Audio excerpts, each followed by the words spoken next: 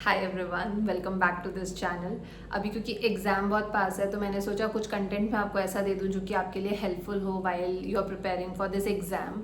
दो मेरा ये वीडियो बहुत लेट आ रहा है, आई नो, क्योंकि एग्ज़ाम ऑलरेडी शुरू हो चुका है। Today is 9th of September, so आज पहला दिन था एग्ज़ाम का and it's still 26th of September.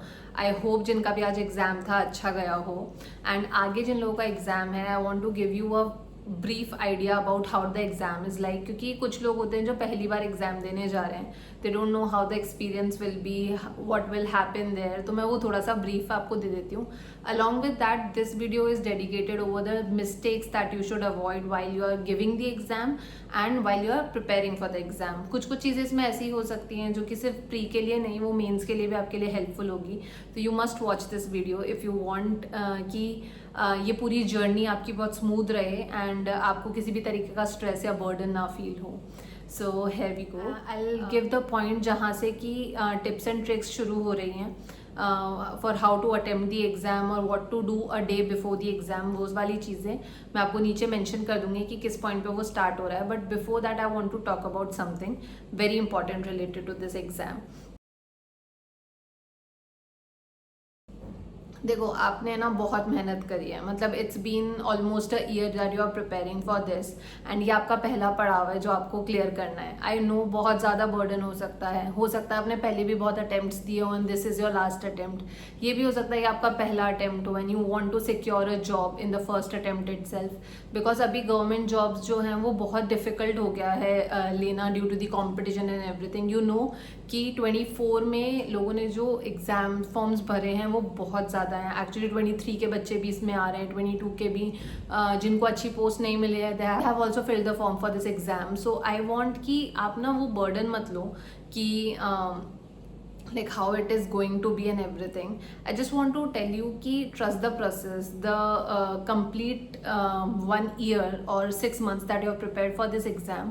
Just believe it कि आपने बहुत अच्छा किया है, you have given your best and now whatever will happen ये आपकी मेहनत रंग लाएगी। और आई नो पेरेंट्स की एक्सपेक्टेशंस बहुत ज़्यादा होती हैं इस टाइम पे। ऐसा भी हो सकता है कि फाइनेंशियल सिचुएशन इतनी अच्छी ना हो and they are dependent on you. अगर आप फाइनेंशियली इंडिपेंडेंट हो जाओ तो आप अपने भाई बहनों को या फैमिली की सिचुएशन बेटर कर सकते हो। I know all that stress comes with this exam, but just remember कि this is not the last thing that you can have. ये आखिरी पड़ाव नहीं है, ये शुरुआत हो सकती है, ये ख़त्म नहीं हो सकता आपके लिए। तब अब वो टाइम है कि आप दिखा सकते हो कि how much efforts you have put in this exam. Along with that parents की एक्सपेक्टेशंस हैं। आप हो सकता है कि फाइनेंशियली इतनी स्टेबल ना हो family and you are the only hope for them, तो वो स्ट्रेस, वो बर्डन आपके ऊपर आ जाता है, I know. But I just want you to believe कि आपने जो किया है अपनी तरफ से बेस्ट किया है एंड अब आप जो करोगे वो भी आपके लिए सबसे बेस्ट होगा। हो सकता है आपके लिए बहुत अच्छी चीज़ें आगे लाई कर रही हूँ एंड यहाँ से आपका बस वो पड़ाव शुरू हुआ है and you will just keep on achieving higher and higher.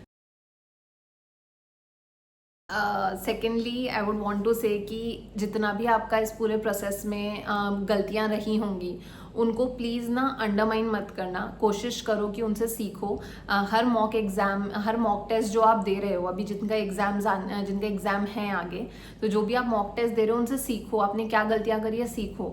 Also सबसे बड़ा बेनिफिट, अगर आपका पीछे डेट्स हैं तो उसका सबसे बड़ा बेनिफिट ये है कि आपको पता चल जाएगा how the exam is coming, कि अभी कुछ पैटर्न में चेंज हुआ है, किस तरीके के क्वेश्चंस आ रहे हैं, किसका वेटेज ज़्यादा है, किसका कम है। उस बेसिस पे अब आप क्वेश्चंस अटेम्प्ट कर सकते हो, सो दैट आपको आइडिया लग जाए कि कहाँ आपकी वीकनेस है और आप उस पर वर्क कर सको। बट कुछ भी नया नहीं पढ़ना है, ठीक है? आप रिवाइज करो आपने जो भी पढ़ा है, चाहे वो जीके हो, चाहे वो मैथ्स के क्वेश्चंस हो, रीजनिंग हो, इंग्लिश हो, जस्ट रिवाइज।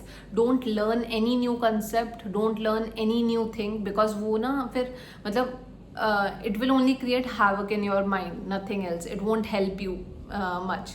ये पर्सनल एक्सपीरियंस से बता रही हूँ, इसलिए कह रही हूँ revision is the best thing you can do at this time. Next is, हम लोग ना मोटिवेशन जनरली बाहर ढूंढते हैं कि मोटिवेटिंग वीडियोस, या फिर जैसे हम Sandeep Maheshwari, when I was preparing for my JEE, मैं संदीप माहेश्वरी बहुत ज़्यादा सुनती थी। बट द थिंग इज वो मोटिवेशन ना लॉन्ग टर्म रहता नहीं है। Motivation should come from inside. अगर आपको पता है कि what this exam, what this particular job means for you, तो आप ऑटोमेटिकली ड्रिवन हो जाओगे उस एग्जाम की तरफ। अगर आपको पता है कि पर्क्स क्या होने वाले हैं, अगर आपको पता है how your lifestyle going to be, सबसे बड़ा मोटिवेशन तो वो है कि फाइनेंशियली इंडिपेंडेंट हो जाओगे। उससे बड़ी बात कुछ है ही नहीं। आप खुद के लिए कमा सकते हो, आप अपने भाई बहनों के लिए, पेरेंट्स के लिए बहुत कुछ कर सकते हो। ऑल्सो इस जॉब में आने के बाद आपका वो टाइम शुरू हो जाता है कि now you can prepare for the further exams, या फिर आप जो चाहते हो आप वो कर सकते हो। जिस चीज़ के लिए आप अभी तक रुके हुए थे, finally you will succeed in this, and फिर आप फाइनली वो कर सकते हो। ऑल्सो देखो, अभी एसएससी का प्रोसेस बहुत फास्ट हो गया है, तो अगर आज एग्जाम हो रहा है सितंबर में, तो हाई चांसेस है फरवरी तक ज्वाइनिंग भी आ जाएगी। तो 1 साल का प्रोसेस भी नहीं रह गया है ये, तो बहुत अच्छा मौका है to give it your all. और जितनी भी आपने मेहनत करी है सारी की सारी अब दिखाने का टाइम आ गया है। सो don't give up at this point, and ढीले मत पड़ना, क्योंकि क्या होता है हम ना थक जाते हैं पूरे उसमें। जो भी हमारी प्रिपरेशन जर्नी रही है उसमें हम इतना ड्रेन आउट हो जाते हैं कि एग्जाम आते आते ना हम वी आर लाइक कि ठीक है अब हो जाएगा, हमें आता ही, हम कुछ करते नहीं है। हम इस पॉइंट पे अगर आपने गिव अप कर दिया ना, तो it's going to be very difficult for you to come back. So don't give up, just keep on preparing. जो भी एग्जाम्स हो रहे हैं, जो भी शिफ्ट्स निकल रही हैं, keep on giving the test and attempt करते रहो वो क्वेश्चंस, उस टाइप के question, so that it can help you. वैसे तो मैं ये वीडियो ना 4 महीने पहले बनाने वाली थी, सो दैट आपको बहुत ज़्यादा हेल्प हो जाती बहुत चीज़ें समझने में। I am sorry that I couldn't do that due to work और other things, but just want to tell you कि अगर आपने अच्छे एजुकेटर से पढ़ा है ना, या फिर सेल्फ स्टडी करी और बहुत अच्छी तरीके से करी है, तो ये एग्जाम क्रैक करने से आपको कोई नहीं रोक सकता। It's just you. पता है मोस्टली क्या होता है कि ना, दिक्कत ये नहीं होती है कि आपको आता नहीं है, मोस्टली ये होता है कि आप पैनिक कर जाओगे, या फिर उस टाइम पे उस माहौल में आप एडजस्ट नहीं कर पाओगे। एंड अगर एक छोटी सी गलती हुई ना, उसकी वजह से आपके दिमाग में वो बर्डन आ जाएगा ना एग्जाम में। जनरली जो लोगों का होता है वो यही इशू होता है कि एक पॉइंट पे वो अटक गए, टाइम निकल गया, एंड नाउ दे पैनिक, और उसकी वजह से बहुत गलतियां हो जाती है। तो you need to make sure कि वो वाली सिचुएशन आपके लिए ना आए। So here comes the portion जो कि बहुत इंपॉर्टेंट है आपके लिए, जो आगे आने वाले शिफ्ट्स हैं जिसमें आपको हेल्प मिल सकती है इससे। तो the very first thing is कि आपको क्या एसेंशियल्स वहाँ पे कैरी करने हैं। You know, admit card is important, the valid ID proof should be there, you should have the passport size photos, at least 2 होनी चाहिए आपके पास। इसमें से कुछ मत भूलना। पेन वगैरह वो प्रोवाइड करते हैं, you need not carry it। इसके अलावा सेंटर पे कोशिश करो कि आप कम से कम आधा घंटे पहले पहुंचो, बिफोर दी जो भी उन्होंने दे रखा है ना। जैसे जनरली वो रिपोर्टिंग टाइम पहले ही देते हैं, एग्जाम से 1 घंटा पहले देते हैं, तो कोशिश करो उसी पीरियड में आप पहुंच जाओ। क्योंकि जब लास्ट मोमेंट पहुंचोगे तो बहुत सारी चीज़ें ना इतनी जल्दी जल्दी होंगी कि आपको बहुत ज़्यादा स्ट्रेस वाली सिचुएशन आ जाएगी। और जैसे आप एग्जाम मतलब वहाँ पे सीट पे बैठोगे, अपनी कमीशन कॉपी भरोगे, या फिर एग्जाम शुरू हो गया, क्योंकि 1 घंटे का ये एग्जाम है, वो 1 मिनट भी आपके लिए बहुत भारी पड़ सकता है। तो बहुत काम डाउन होके, बहुत स्ट्रेस फ्री सिचुएशन में आपको वो एग्जाम देना है, so that you can like crack that exam. इसके अलावा द थिंग इज कि सबसे पहले आप कोशिश करना कि जितने भी इजी क्वेश्चंस आप अटेम्प्ट कर सको। अगर हम ऑर्डर से जाते हैं ना, तो हम बहुत सारे क्वेश्चंस जो हैं वो हमारे लास्ट में इजी रहते हैं, और अगर हम ऑर्डर से गए ना, तो हम वो इजी क्वेश्चंस छोड़ देंगे and then will regret it later. उसकी वजह से आपके क्वेश्चंस भी कम अटेम्प्ट होंगे, आपका टाइम भी बहुत ज़्यादा चला जाएगा, and due to that you will panic, और आपके जो सही क्वेश्चंस हो सकते थे वो भी आपके गलत हो जाएंगे। तो सबसे पहले इजी क्वेश्चंस ढूंढो, उनको करो। तो कोई पेपर ना हार्ड नहीं होता है, मतलब 50 क्वेश्चंस तो आपको मिनिमम मिल जाएंगे जो इजी हैं, 50 से 60। उसके बाद जो मॉडरेट और हार्ड वाली होती है उनको आप बाद में अटेम्प्ट कर लो। क्या होता है कि कॉन्फिडेंस बिल्ड करना है आपको ड्यूरिंग द एग्जाम ऑल्सो। अगर आपने इजी क्वेश्चंस कर लिए ना, तो आपको हार्ड क्वेश्चंस भी इजी लगने लगेंगे, you will be able to solve them also. But अगर पहले ही आपने हार्ड क्वेश्चंस कर लिए ना, तो उसकी वजह से आप इतना ड्रेन आउट हो जाओगे कि वो इजी क्वेश्चंस भी आप नहीं कर पाओगे। तो find those easy questions and attempt them, so that उसके बाद आपकी जो पूरी की पूरी जर्नी है एग्जाम की, वो केक वॉक जैसी हो जाए। नेक्स्ट इज कि मतलब जब एग्जाम देने जा रहे हो तो don't eat much, don't drink much. उसकी वजह से क्या होता है, बहुत स्लीपीनेस और बहुत टायर्डनेस सी फीलिंग होती है, and you won't be able to perform better. Don't revise anything in the morning. सुबह का पढ़ना वो स्कूल टाइम गया कि सुबह पढ़ना है, so don't revise anything in the morning.